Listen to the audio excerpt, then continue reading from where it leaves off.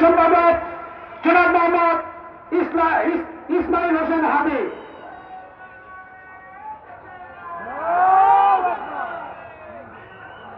বিসমিল্লাহির রহমানির রহিম। আজকের এই অনুষ্ঠানের সম্মানিত সভাপতি আমাদের সামনে মহান দায়িত্ব নিয়ে অপেক্ষা করছেন, যেহেতু আমাদের গাইপুরহাটের কান্নাডি ডাক্তার ফজলুর রহমান সাহেব। আমি আজকের এই জনসভা থেকে এটুকু আশাবাদ ব্যক্ত করতে পারি, এটা আমার নিজের অভিমত, আমাদের এই আগামী সংসদ নির্বাচনে দাঁড়িপাল্লার কোনো বিকল্প নেই, ডাক্তার ফজলুর রহমানের কোনো বিকল্প নেই।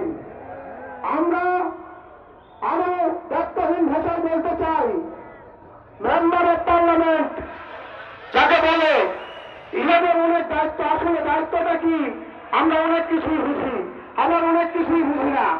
আমরা অসুস্থ থাকতে হাসপাতালের বেডে জায়গা হয়, আর বাসায় কি আমরা বেডে থাকি, আর হাসপাতালে মেঝেতে থাকতে হয়।